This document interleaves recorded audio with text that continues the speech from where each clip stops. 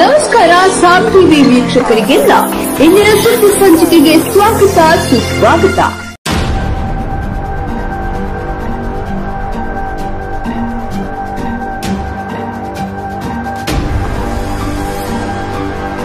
ದೇಶ ವಿದೇಶಗಳ ಹವಾಮಾನ ವರದಿ, ಕ್ರೀಡಾ ಸುದ್ದಿಗಳು, ಸ್ಥಾನಿಕ ಸುದ್ದಿಗಳು, ವಿಶೇಷ ಸಂಚಿಕೆಗಳು, ರಾಜಕೀಯ ವಾಸ್ತವಿಕತೆ, ಕೃಷಿ ಕ್ಷೇತ್ರಗಳ ಸುದ್ದಿಗಳು ನಮ್ಮ ವಾಹಿನಿಯಲ್ಲಿ ಮಾತ್ರ.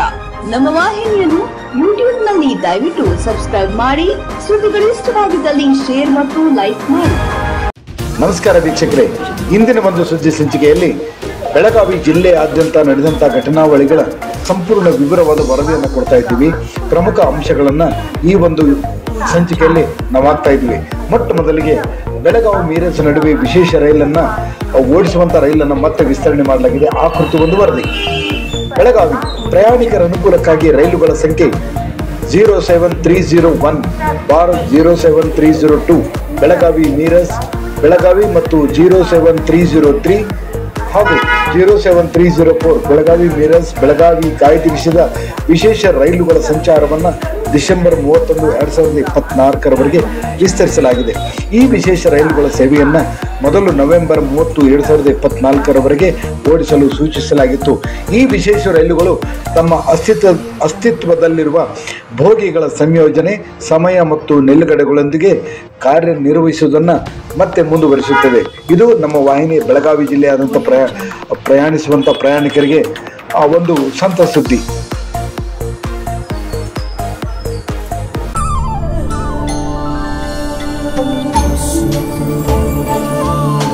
ಮೈಸೂರು ಸ್ಯಾಂಡಲ್ ಸಾಬೂನು ಪ್ರಕೃತಿಯಷ್ಟೇ ತಾಜಾ ಮತ್ತು ಪರಿಶುದ್ಧ. ಪ್ರೀತಿ ನಿರಾಕರಿಸಿದ್ದಕ್ಕೆ ನರ್ಸ್ ಮೇಲೆ ಹಲ್ಲೆ, ಮನನೊಂದು ನರ್ಸ್ ತಂದೆ ಸಾವು. ಕುಂದಾನಗರಿ ಬೆಳಗಾವಿ ದಿನದಿಂದ ದಿನಕ್ಕೆ ಕ್ರೈಮ್ ಸಿಟಿಯಾಗಿ ಬದಲಾವಣೆ ಆಗ್ತಿದೆ. ಪ್ರೀತಿ ಮಾಡಲು ನಿರಾಕರಿಸಿದ್ದಕ್ಕೆ ಯುವಕನೋರ್ವ ನರ್ಸ್ ಮೇಲೆ ಮಚ್ಚಿನಿಂದ ಮಾರಣಾಂತಿಕ ಹಲ್ಲೆ ನಡೆಸಿದ್ದಾನೆ. ಈ ಘಟನೆಯಿಂದ ಮನನೊಂದ ಯುವತಿಯ ತಂದೆ ಆಘಾತದಿಂದ ಮೃತಪಟ್ಟಿದ್ದಾರೆ. ಕೈಚೀಲದಲ್ಲಿ ಮಚ್ಚು ಇಟ್ಟುಕೊಂಡು ಬಂದಿದ್ದ ಆರೋಪಿ ಪ್ರಕಾಶ್ ಯುವತಿ ಮೇಲೆ ಮಾರಣಾಂತಿಕ ಹಲ್ಲೆ ಮಾಡಿದ್ದಾನೆ. ಆಸ್ಪತ್ರೆ ಕೌಂಟರ್ನಲ್ಲಿ ಕೃತ್ಯ ಎಸಗಿದ್ದಾನೆ. ಘಟನೆಯ ದೃಶ್ಯ ಸಿಸಿ ಕ್ಯಾಮೆರಾದಲ್ಲಿ ದಾಖಲಾಗಿದೆ. ಇದಕ್ಕೂ ಮುನ್ನ ಯುವತಿಯ ಮನೆಗೆ ಹೋಗಿದ್ದ ಆರೋಪಿ ಯುವತಿಯನ್ನ ಮದುವೆ ಮಾಡಿಕೊಡುವಂತೆ ಒತ್ತಾಯಿಸಿದ. ಆಗ ಪೋಷಕರು ಮದುವೆಗೆ ನಿರಾಕರಿಸಿದ್ದಾರೆ ಎನ್ನಲಾಗಿದೆ. ಇದಾದ ನಂತರವೂ ಯುವತಿಯ ಬೆನ್ನು ಬಿದ್ದಿದ್ದ ಪ್ರಕಾಶ್ ಈ ಕೃತ್ಯ ಎಸಗಿದ್ದಾನೆ. ಈ ಬಗ್ಗೆ ಖಡೆ ಬಜಾರ್ ಪೊಲೀಸ್ ಠಾಣೆಯಲ್ಲಿ ಪ್ರಕರಣ ದಾಖಲಾಗಿದೆ. ಪೊಲೀಸರು ಆರೋಪಿ ಪ್ರಕಾಶ್ನನ್ನ ಬಂಧಿಸಿದ್ದಾರೆ. Welcome to Hotel Tamarind, the city's topmost name. We serve vegetarian food in varieties with a pure intensity. Join us for morning breakfast, dinner and supper for vegetarians. For more information, Hotel Tamarind, ground floor, Trends Complex, Basava Circle, Chikkodi.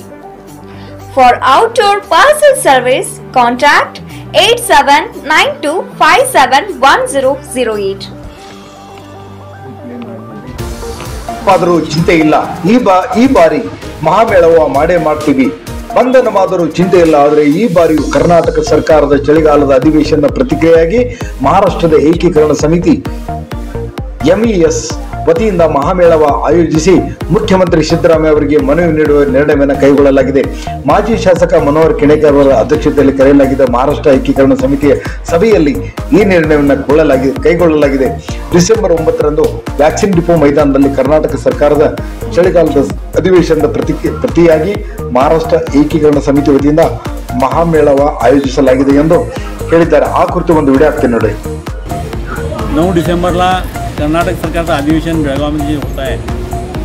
त्याच्या विरोधात महामेळावा घेण्यासाठी चर्चा करण्यासाठी झाली. त्याप्रमाणे दरवर्षीप्रमाणे vaccine depot ग्राउंडवरती महामेळावा घ्यायचा हा आजचा निर्णय आहे.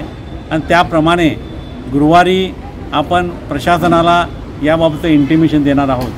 त्याचबरोबर यावर्षी महामेळावा आणि मुख्यमंत्र्यांना निवेदन अशा प्रकारचे दोन्ही कार्यक्रम आयोजित केलेले आहेत.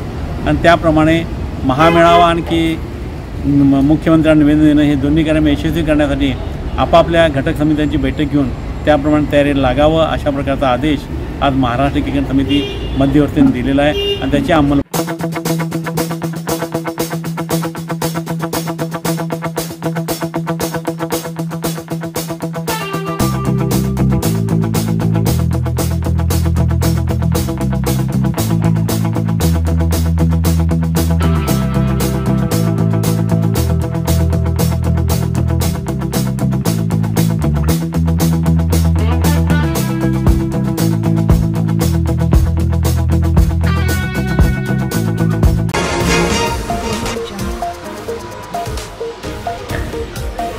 ಡಿಸೆಂಬರ್ 7ರಂದು ಸಿರಿಧಾನ್ಯ ಖಾದ್ಯಗಳ ಪಾಕ್ ಸ್ಪರ್ಧೆ. ಸಿರಿಧಾನ್ಯ ಮತ್ತು ಸಾವಯವ ಅಂತಾರಾಷ್ಟ್ರೀಯ ವಾಣಿಜ್ಯ ಮೇಳ 2024ರ ಅಂಗವಾಗಿ ಡಿಸೆಂಬರ್ 7ರಂದು ಜಿಲ್ಲೆಗಳಲ್ಲಿ ಸಿರಿಧಾನ್ಯ ಮತ್ತು ಮರೆತು ಹೋದ ಖಾದ್ಯಗಳ ಪಾಕ್ ಸ್ಪರ್ಧೆಯನ್ನು ಜಂಟಿ ಕೃಷಿ ನಿರ್ದೇಶಕರ ಕಚೇರಿಯ KSSC ಸಭಾಂಗಣದಲ್ಲಿ ಏರ್ಪಡಿಸಲಿದ್ದು ಸಾರ್ವಜನಿಕರು ಭಾಗವಹಿಸಲು ಮುಕ್ತ ಅವಕಾಶವನ್ನು ಕಲ್ಪಿಸಲಾಗಿದೆ. ಆಸಕ್ತರು ಜಂಟಿ ಕೃಷಿ ನಿರ್ದೇಶಕರ ಕಚೇರಿ, ಸಹಾಯಕ ಕೃಷಿ ನಿರ್ದೇಶಕರ ಕಚೇರಿ ಅಥವಾ ರೈತ ಸಂಪರ್ಕ ಕೇಂದ್ರದಲ್ಲಿ ನಿಗದಿತ ಅರ್ಜಿ ನಮೂನೆಯಲ್ಲಿ ಪಡೆದು ಭರ್ತಿ ಮಾಡಿ ಡಿಸೆಂಬರ್ 6ರ ಮಧ್ಯಾಹ್ನ 1 ಗಂಟೆಯೊಳಗಾಗಿ ತಮ್ಮ ಹೆಸರನ್ನು ನೋಂದಾಯಿಸಿಕೊಳ್ಳಬಹುದಾಗಿದೆ.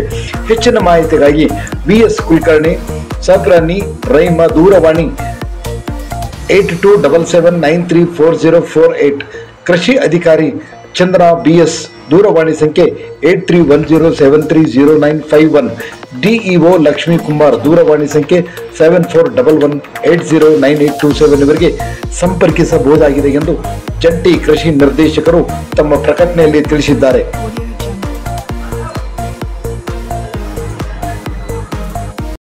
ಇದು ನಮ್ಮ ಇಂದಿನ ಸುದ್ದಿ ಸಂಚಿಕೆ. ಮತ್ತಷ್ಟು ಸುದ್ದಿಗಳಿಗಾಗಿ ನೋಡ್ತಾ ಇರಿ ಸಾಮ್ ಟಿವಿ. ಮತ್ತೆ ಭೇಟಿಯಾಗೋಣ ಮುಂದಿನ ಸಂಚಿಕೆಯಲ್ಲಿ. Thank you.